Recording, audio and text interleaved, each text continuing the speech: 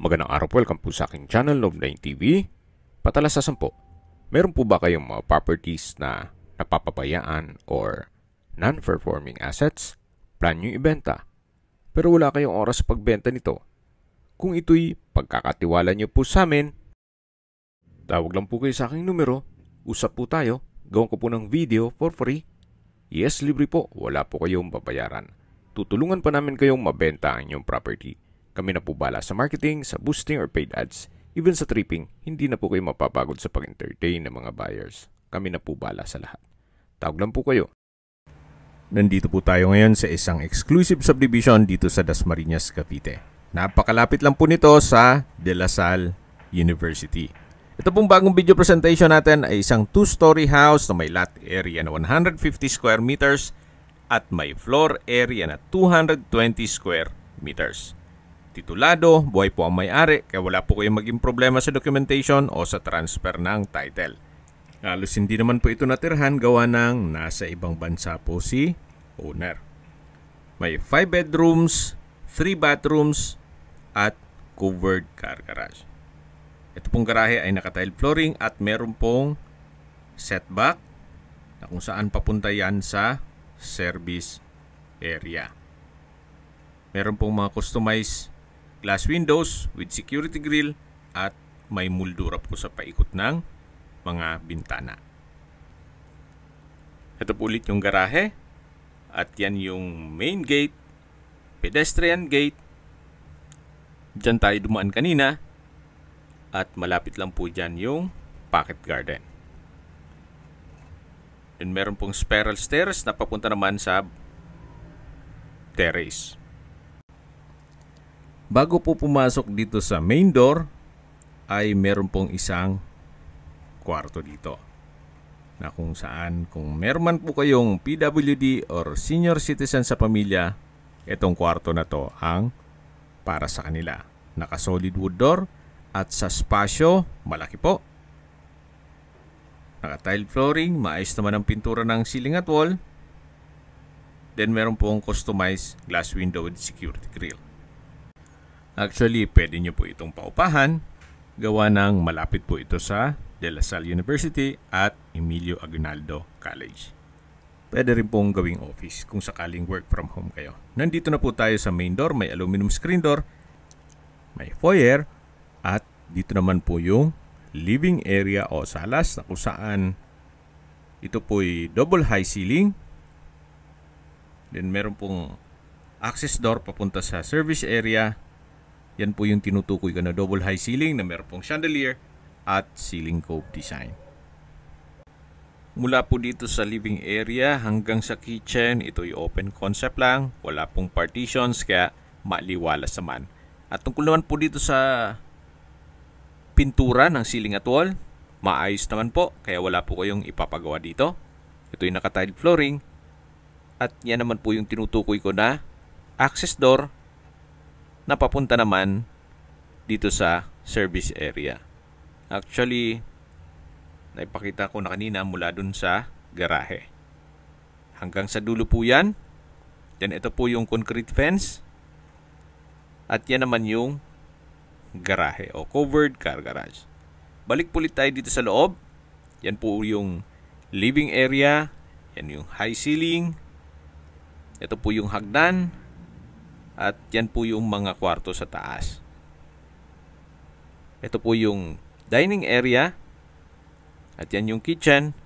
Meron pong understairs storage. Check po natin itong kitchen countertop. May stainless sink with faucet. Wall-mounted wooden shelf and cabinet. Then sa baba naman po ay may kitchen drawer at cabinet. May gas range, range hood, at kitchen window. Dito naman po yung understairs storage.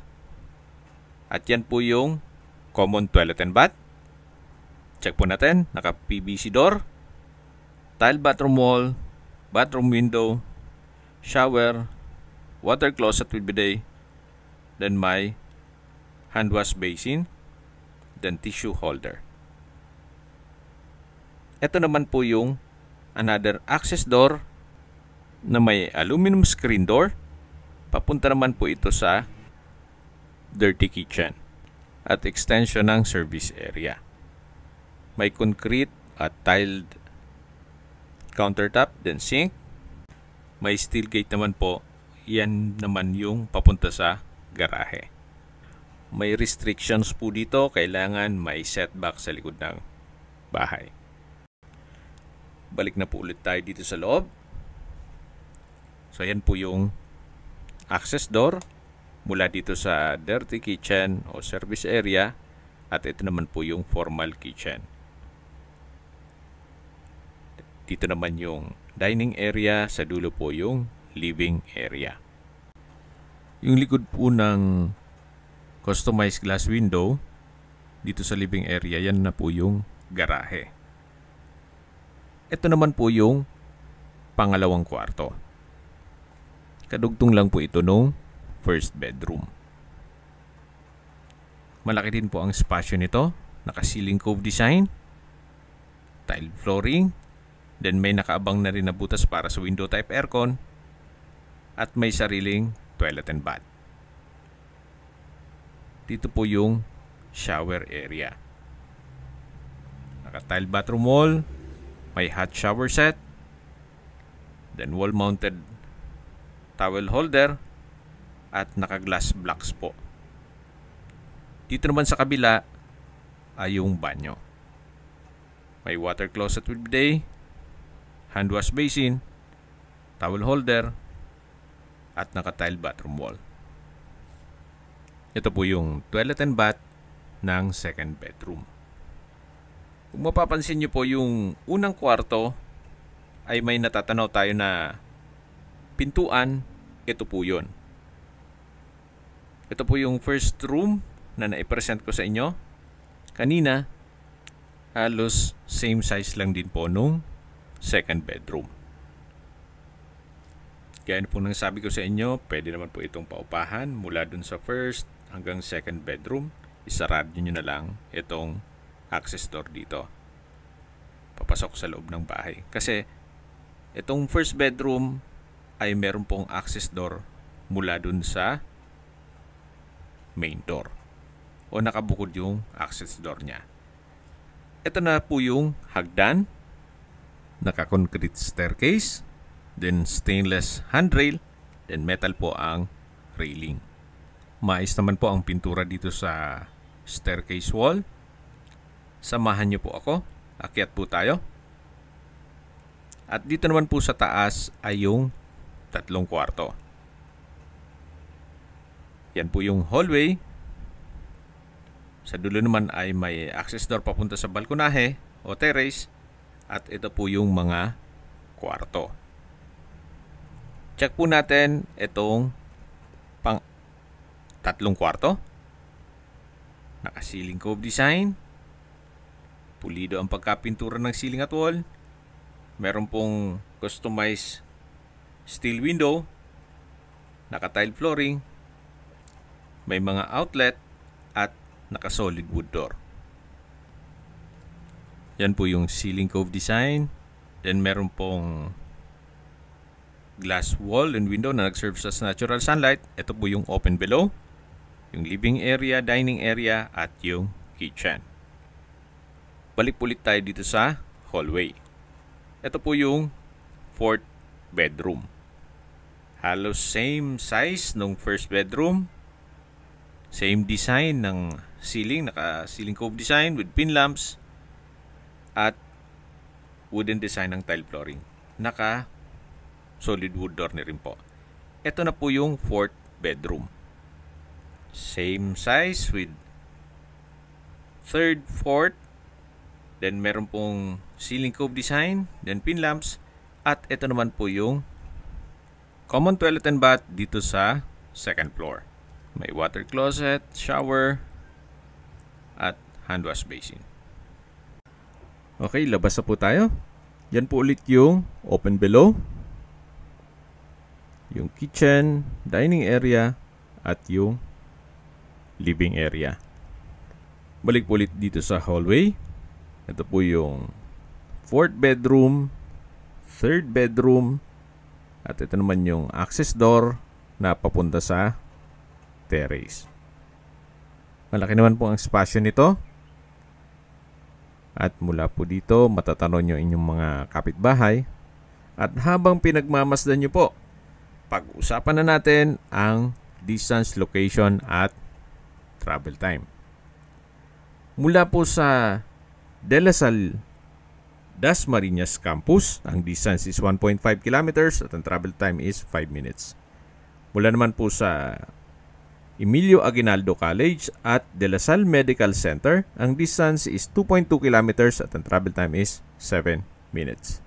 Mula naman po sa Public Market, ito'y walking distance lang po. Mga 3 to 5 minutes walk, nasa Public Market na kayo. At mula naman po sa Windward Subdivision, na kung saan mayroon pong access ng Villar City na connecting MCX, SLEX, Skyway all the way to North Luzon Expressway at ibang parte ng Metro Manila. Mula naman po sa Walter Mart, ang distance is 3.1 kilometers at ang travel time is 11 minutes. Mula naman po sa Manila o sa airport, ang distance is 27.9 kilometers at ang travel time is 1 hour and 4 minutes. At mula naman po sa Robinsons Mall at SM Dasma at Asia Medic Hospital, ang distance is 6.4 kilometers at ang travel time is 19 minutes. Yan po yung lagi kong binabanggit sa aking video na dapat nyo i-consider sa pagharap ng property yung meron pong malapit na hospital. Hindi ganoon po sinasabing sakitin kayo. Yan man po for emergency purpose lang naman. Okay, sa presyo na po tayo. Binebenta po ito ni owner sa halagang 7.8 million pesos net. Kung sakali man po na may mga katanungan kayo, tawag lang po kayo sa aking numero. Sa mga kababayan naman natin nasa ibang bansa, meron po akong WhatsApp, Viber at Telegram. Same number lang po, 0917-316-3399. Sa mga nagtatanong naman po ng aming Facebook, meron po aming Facebook page na Nov9TV at Facebook Real Video. Meron din pong TikTok at Instagram. May ibang YouTube channel po kami, the Nov9TV channel, Nov9TV Listings, Nov9TV On The Spot, Nov9TV Updates, at Nov9TV House Rental.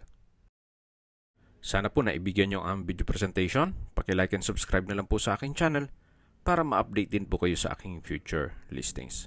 Kung sakali po hanap nyo yung mas malaking sukat ng lupa, meron din po kami ibang listings na pwede nyong pagpilian. Huwag po kayong mag-atubiling tumawag sa amin.